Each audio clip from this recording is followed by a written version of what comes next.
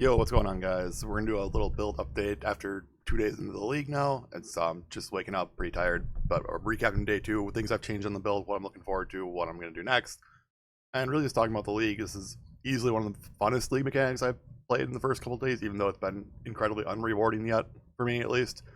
But it's been super fun.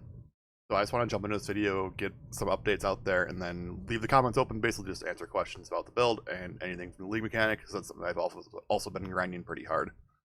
So I want to talk about first about leveling. If you still haven't started the league yet, again, that's perfectly fine, but I want to talk about the leveling setup and what I did. Nothing really changed. I would still, if I were to go back in hindsight 2020, start up again 2 days ago, I would have done Firestorm leveling. Basically what happened is I got into the end of Act 1 and I was like level 14 or 15, and I'm like, oh, I'm doing the league mechanic every time. I'm way over leveled. I'm going to try minion leveling. Feels a little bit better with more minions, more levels under your belt. So that's what I did. If you wanted to follow a minion leveling guide, basically just take a look at this setup. When you have these nodes, I think this is when you can switch to minion leveling, and then you can go to my clay shaper mapping tree and just kind of fill it in from there. And then you can have a pretty good minion leveling setup. Basically once you get here, you want to bust out here to the outside and get your minion wheels. So that's your leveling setup. It's not going to be super in-depth because I still think Firestorm is actually more efficient and better. This is just if you wanted to go minions early, because it is what I did eventually. Alright, let's jump into Path of Exile, because that's more interesting than talk about the current character. Current progress, we are at 2 Void Stones finished that around midday yesterday. So we're in Reds doing T16s now. Basically I'm farming destructive play for my Maven Uber Elder invites. I always farm my Void Stones on my own. So busting through that today, and that'll be the plan going forward, and then we'll start doing some currency strategy mapping stuff. Let's look at gear and skill gem setup, because I'm not fully at my end game setup yet, but I just want to talk about some of the gear pieces we have. Still rocking clay shaper, of course. This is going to be my weapon until I get a GG Minion one. Basically I'll have an update video when that happens and how that swap looks, but shouldn't be too crazy. We did see that +1 Golem is available from the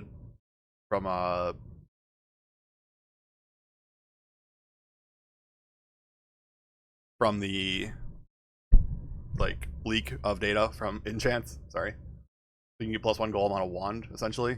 That's kind of huge. So we'll see if that's true. I haven't seen it in game yet, but I'm working on getting that unlocked. Gear I want to talk about. I'm using Arc Demon Crown. This is a ritual drop. +2 socketed gems for auras. Kind of cool. That being said, the only reason I actually bought this is because it had 122 life and +2 level minion skill gems. You will not be able to find this on this base again. Just as an FYI, I'm fairly certain that this won't exist. So I got super lucky that this existed. Basically, I was just looking for life and +2 minion gems. So if you're looking for a starter helmet, that's what you look for. Just look for 100 plus life, +2 minion gems. Hopefully it has armor on it. Fizz max hit is our biggest defensive weakness. Other than that, the rest of the gear is I'm still at the phase of just filling in stats and filling in goodness, because this ring, this amulet, horrible. These are barely okay. Gloves and stuff, not really okay yet. Other thing I want to talk about is we are still rocking armor ES gear. It's because it is way easier to color. We need a lot of blue links.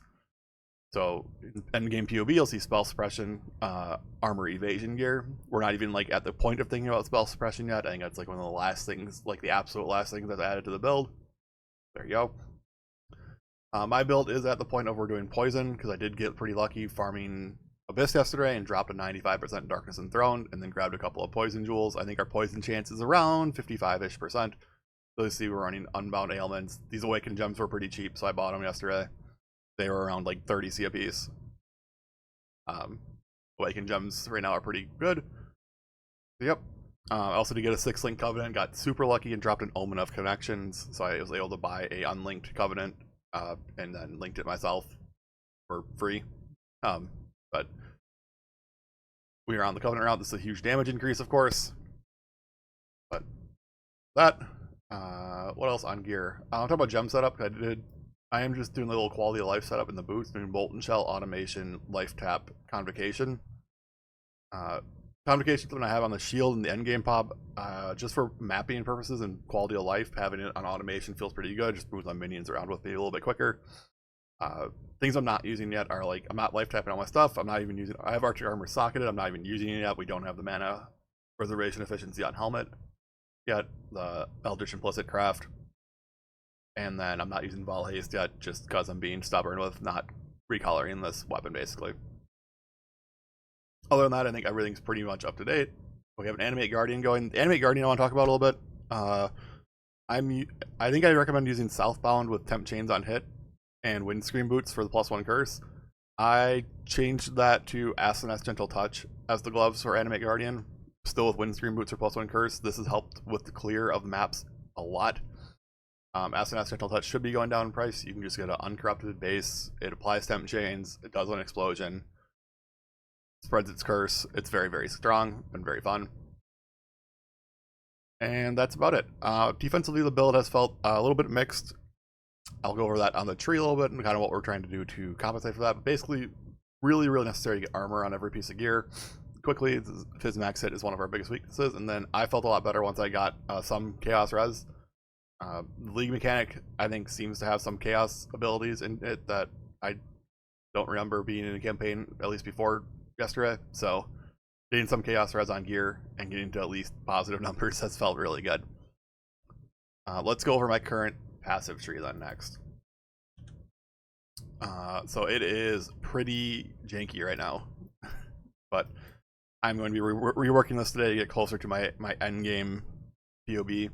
And then I'm actually changing the end game POB a little bit just because I think there's some efficiencies gained and some changes to gear that have affected that. But this is my current tree. As you can see, it's super janky. We have this cluster set up, but no cluster jewels. So I don't even really want to share this. I just want to talk about my end game POB basically. We will jump back into POB. I'm going to jump to end game and my testing tree. I kind of decided that this wheel is less important now. Basically, what happened is block is way more accessible on shields than it was previously.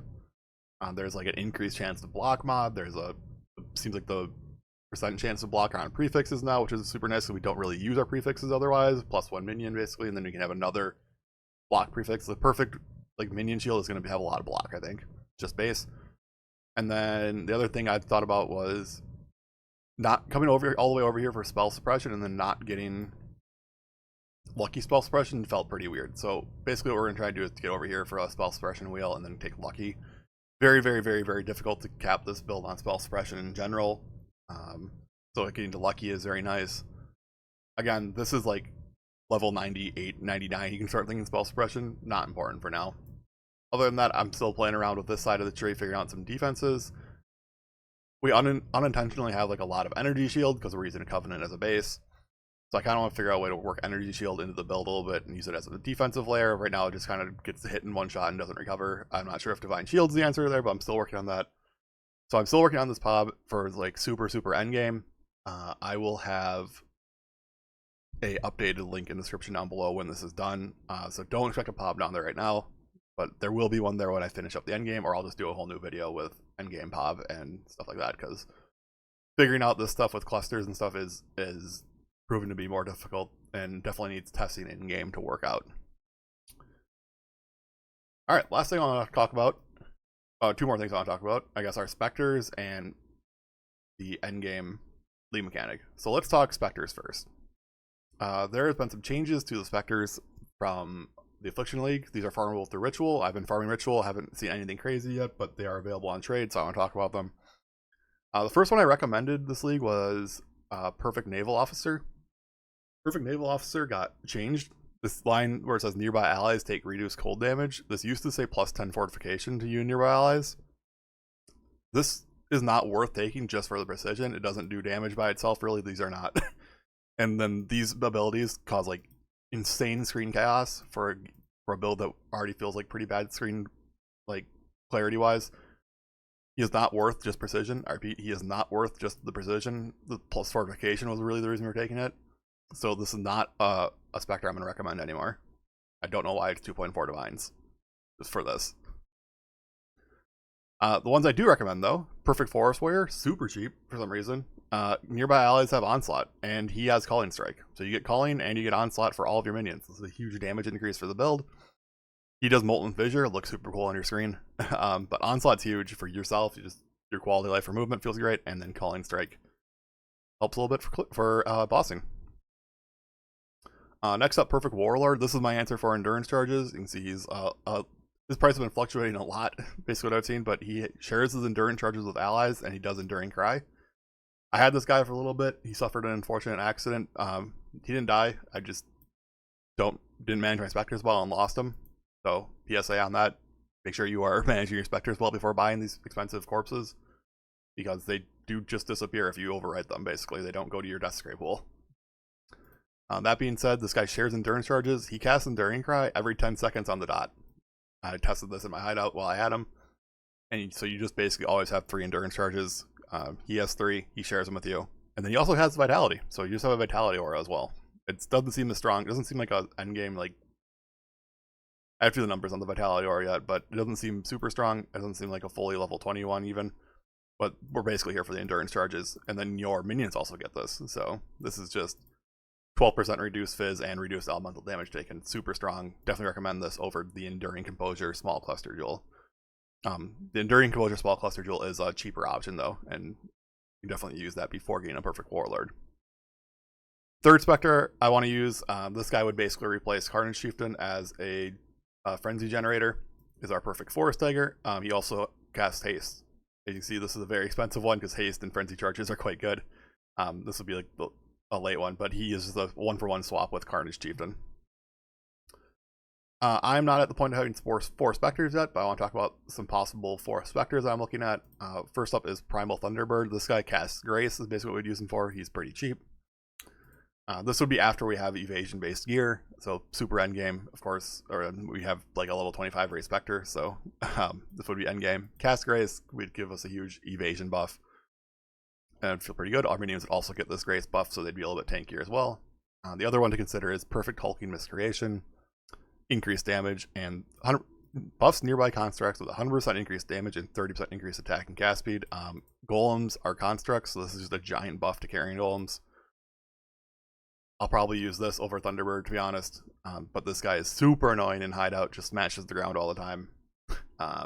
He's only 40C though, so it's a nice change. Alright, last thing we're talking about is King's March. This is just how I feel about the league mechanics far. I've been having so much fun just hanging out in my league mechanic, doing stuff. We go look at our town map. We've got stuff leveled up pretty well, I think. Our town's at level 9, something like that. For mine stuff, I have not yet gotten any good rewards from shipping or from map running, but we'll see what we got. As you can see, my map runners are not doing super well today, but yeah, basically you get rewards like this. So we're gonna work on progressing this a little bit more today. See what else we get. Same with shipping. I know as we start to get pretty late in shipping, we're like upgrade to rank 11. Our rewards are gonna start to get better here. So very excited to collect some more gold today. Start progressing stuff. It is early in the morning, so all my gold basically depleted overnight from the treasury. So time to play the game some more and get into the grind. All right, I'm gonna wrap it up there because this turned into a 5-minute video into 13 minutes. Anyways, thanks for watching. Leave questions down below. I'm always happy to answer. Click like, comment, subscribe. Check me out on Twitch. We've been streaming like 14 hours a day. So link for that will be down below in the description. Other than that, I will see you later.